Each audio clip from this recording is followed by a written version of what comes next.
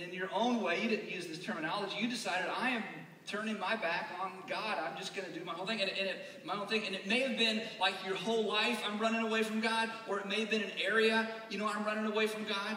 And you didn't pack a suitcase or go anywhere necessarily, but you just decided, you know what, there may still be a God and creator, and you weren't trying to make a theological statement. You didn't become agnostic or an atheist. You just decided, okay, all that religious stuff may be true, and all the Bible stuff may be true. I'm just not doing that anymore. And you just decided you were just going to do your own thing. You became a runner. In fact, you may be here listening to this message or watching online, and you would say, okay, that wasn't even that long ago. That would be like now. I'm still kind of a runner. I can't even believe I'm watching. I can't believe somebody dragged me to church. They said it was going to be different, but here you are talking about me. Did they tell you? And so you're in that stage of life where you'd say, okay, I'll be honest. I'm a runner, and we run for all kinds of different reasons. I think many of us run because, and it's true for all of us at some point, we run because we don't want to miss out on something good.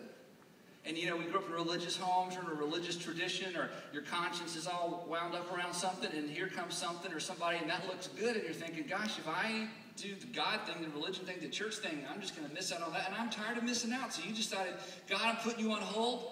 Okay, don't go anywhere, don't go far, but I'm going there, and maybe you justified it this way. You looked at her and you thought, anybody can become a Christian, but not anybody can look that good. So what if I just put my Christianity religion on hold, and we get involved, and then once we're really involved, then maybe I'll kind of try to get God back into it. Anybody can become a Christian, but not everybody has that kind of job and drives that kind of car. So God, it's not that I hate you or anything. It's just that no. I'm going after the very thing that in my heart I don't think I should go after. The other reason I think sometimes we turn our back on God again in our whole life, or maybe just in an area of our life, is because, and I don't know how to explain this very well, and I'm kind of borrowing a Philip Yancey phrase, sometimes we confuse life with God. And so when life doesn't go well, we in our minds, life is God. So when life doesn't go well, it's because God isn't doing something right, and God hasn't come through for us. And you tried maybe for a stage of your life to be a committed religious person, or maybe even a committed Christian, and then life didn't go well for you, relationships didn't work out, family, a job, a career change, or something didn't go well, and you're like, well, if God is no more faithful to me than that, then forget you. And you kind of made a decision to just push the off button, to dial that way, way, way, way down. Because, we just felt like life reflected God. And so we decide to run. We run for lots of different reasons. But all of us, to some extent, know what it feels like to just say, God, I'm not doing that anymore. Now, some of you are way more sophisticated than that. What you've done is you have sort of approached this philosophically and theologically, and you've decided that there isn't a God, because when you decide there isn't a God and there's no personal accountability, that allows you to reprogram your conscience. Things that made you feel bad in the past, you don't feel bad anymore because you think the source of feeling bad doesn't really exist and it was a fairy tale your parents told you. Or even if you haven't decided there is no God, you've decided there's no personal God. And, God created the earth, and then he went and did something else. And now we can just pretty much do what we do. And you haven't really thought that through, but you've sort of taken at least a philosophical or a theological approach to dialing down your conscience so you don't feel so out of whack when you do the things you ultimately wanted to do.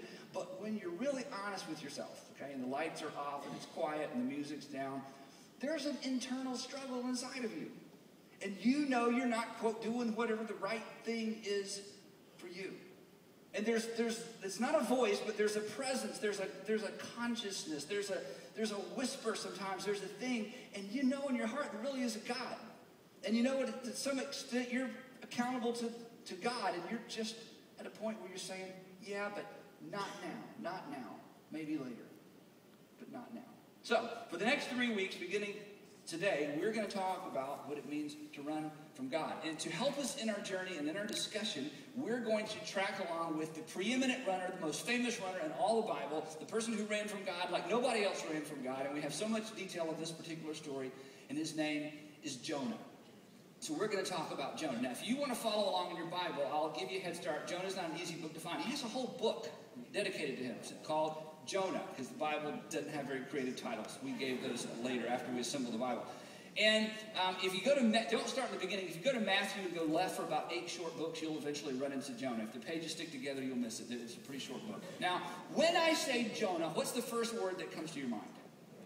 Whale, right, whale. Now, and the problem with with Jonah and the whale is that we think Veggie Tales, we think flannel graph, we think childhood, we think there's no way that happened, we think surely you're not going to ask me to believe that a person lived inside of a fish for 2 or 3 days or however long. The only part we know about the story is that part. And so let me help you with something. I want to, in about 2 minutes, create a new category for those of you who are like, okay, please don't ask me to believe that story actually happened. So let me kind of create a category for you.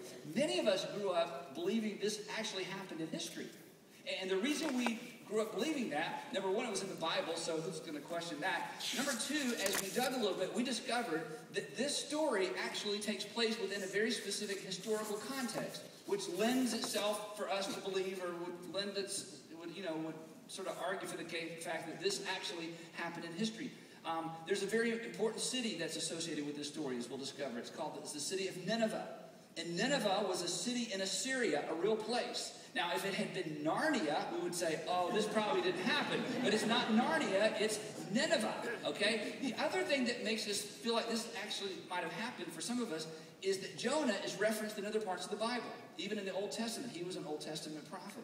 And then, kind of the big one is 700-something years after this event, this happened about 720, 750 BC, about 700-something years later, Jesus shows up and he talks about Jonah. In fact, he talks about Jonah being in the fish and uses it to make a point about his own experience. So Jesus knew about Jonah and talked as if perhaps Jonah that story really happened. And then this is sort of my little argument, and then I'll give you your option.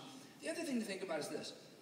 Even if you believe God is the creator in a general way, and maybe he was started the Big Bang, or he pushed the first domino, or somewhere out there's a creative force that got all this going, however you sort that out, then probably you believe that God created mankind, either over time, a lot of, maybe not the Adam and Eve story, but somewhere back there, God, look at us. I mean, it's amazing, okay? So somehow you think there's a connection between God's creative power and humanity. Well, let me tell you something really cool, and you probably know this. Us human beings that have been created by God or evolved based on something God did, however you sort that out, we have figured out a way to create a mechanism that allows communities of people to live underwater for months at a time. Did you know this? For over 6 months at a time, communities of people can live underwater. We call them nuclear submarines. And they go underwater, in some cases, for more than 6 months. They don't surface. And people, not 3 days, 3 nights, over 6 months.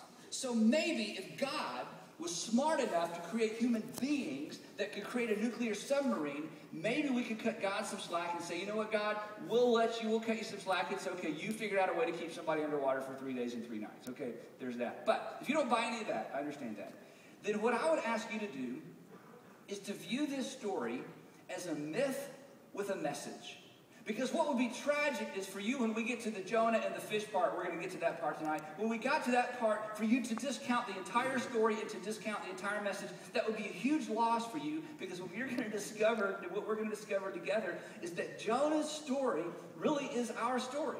That there's an intersection between your experience with God and Jonah's experience with God, and to miss that based on the fact that you just can't possibly believe somebody lived inside of a fish would be a tragedy. So I want to give you permission as we go through this not to believe that this actually happened, and that this is simply a myth with a message. That this is like your favorite movie that inspired you to do something different in your life, even though the movie was fiction. That this is like that novel you read that was, it was a novel that took place in a segment of history, and there were some actual people in the book that actually lived, but then there were some fictitious characters that were the main characters. You ever read like a historical novel? And a lot of it was fiction, but some of it was true, and at the end of the book, you were crying. You're at the very end, you told everybody, shh, be quiet, because you're at the very end of this book, and you got to the end, and there's tears in your eyes, and your boyfriend said, or your girlfriend, or your mom or dad, or your spouse said, what is it? You're like, you were just so moved by that book. And it wasn't true.